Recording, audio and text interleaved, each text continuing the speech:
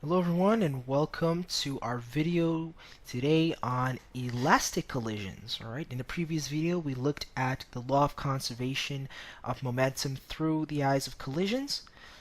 In today's video we're going to be looking at two different types of collisions. Alright, firstly we're going to look at elastic collision. Now what is an elastic collision?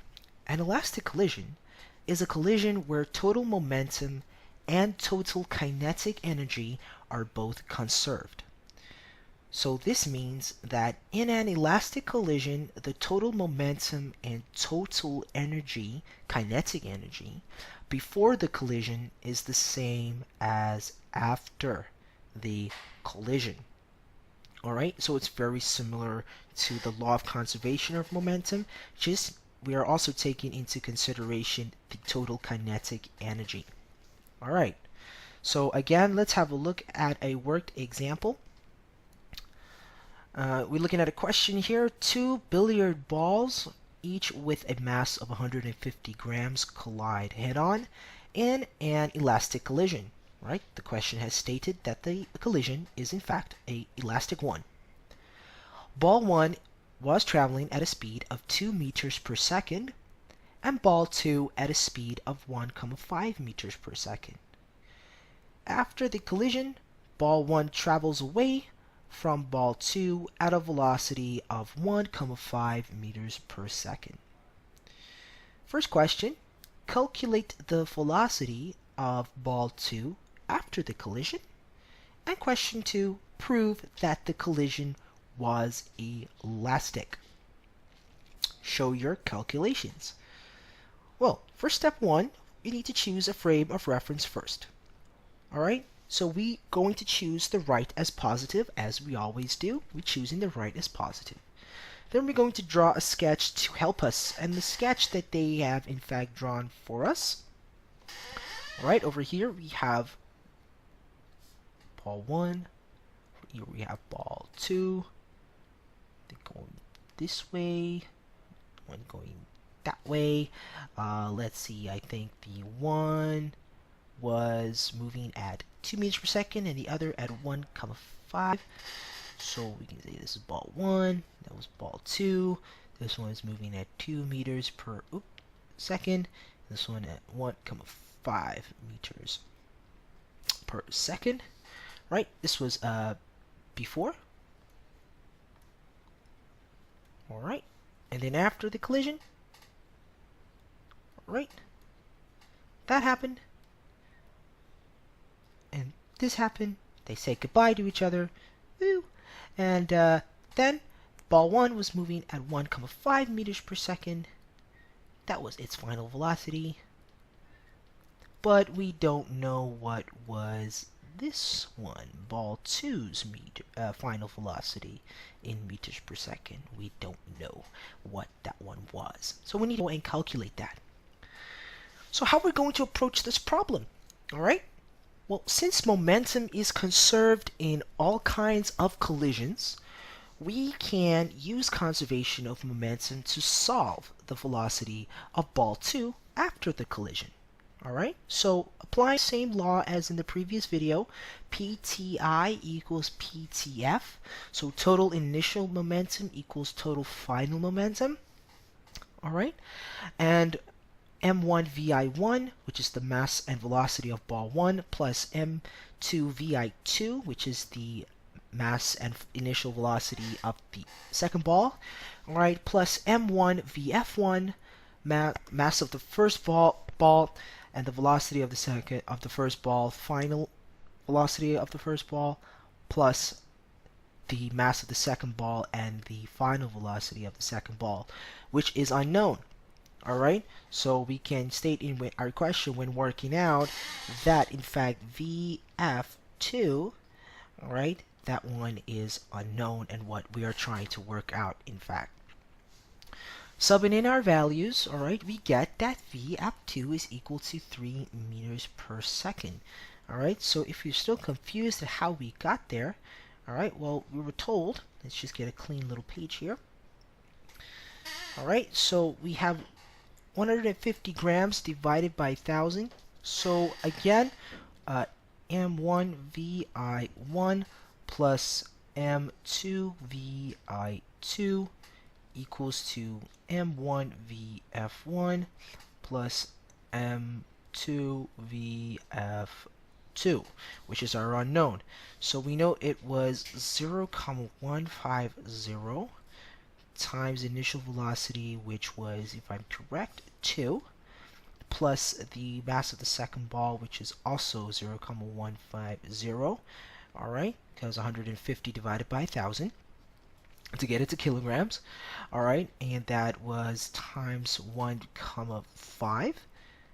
All right, mass of the first ball, again, 0,150. All right, multiplied by the VF1, which it went to 1.5 meters per second, plus again 0,150 VF2 squared. Alright, so we get our values here taking straight from the worked example, alright, which is, alright, and what have I forgotten to do? What have I forgotten to do? I have forgotten to state which was the negative directions.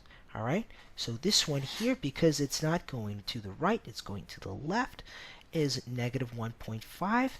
The same for this one, because it's going in M1, then goes in the opposite direction after the collision. It is also going at negative 1,5 meters per second. Alright, we get 0.150 times 2 to be 0,3 minus 0,225. Alright, so we have 0,3 minus 0,225. Alright, that should equal, well, negative. Let's have a look. Negative 0,225, right? Nothing wrong with just making sure. Alright, plus, alright, 0,150 VF2. Right, let's make sure if that's correct. Yes, it is. I've just added my 0 to make sure that we are to depict and to make sure that I don't get confused that I'm actually working with 150 grams and not 15. Alright. Then, what do? We can just rearrange. And how do we rearrange? We will have on this side 0,3 minus 0,225 plus 0,225 equations that you take that one over and that becomes a positive, and we left with 0,150 VF2. Alright, and then to get VF2 on its own, we would divide this side by 0,150 as well as this one, this other side by 0,150, and then VF2 would be equal to, as the answer is, 3 meters per second. Alright, now meters per second, so after the collision, ball 2 moves with the velocity of 3 meters per second to the right. So step 5, elastic collisions, right? We need to now conclude the fact that characterizes, alright, this question characterizes a elastic collision is that total kinetic energy of the particles before is the same as for after. So we can show this by calculating the total EK, or the total kinetic energy for before the collision, as half mv squared plus half mv squared, so half m1 vi squared 1 plus half m2 vi squared 2. We get an answer there of 0.469 and more digits joules, but we've just rounded off to 3 decimal places, 0.469 joules.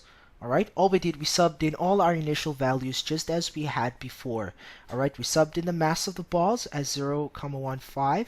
Alright, for 150 grams, we converted them to kilograms, times the initial velocity of ball 1, which was 2 meters per second. We squared that, times the velocity of initially of the second ball, which is -1,5 as it was going in the opposite direction. So we have what total EK was before the collision. Now we need to calculate the final kinetic energy after the collision. Again, all we do now is we sub in the final velocities. So EK after the collision, half 0,15 times -1.5 squared plus half times 0,15 times 2 squared. All right? And we get that total EK equals 0, or total EK after equals 0,469 joules. All right? I would just like to point out that that 2 over here should actually be a 3 and not a 2 because the final velocity of the second ball was 3 meters per second and not 2 meters per second. Alright, so there is a mistake in the worked example here. That value should be 3. And then we get our total kinetic energy after to be 0.469 joules. Hence, EKTI, or total kinetic energy initially, is equal to the final kinetic energy. Hence, the collision is indeed an elastic collision.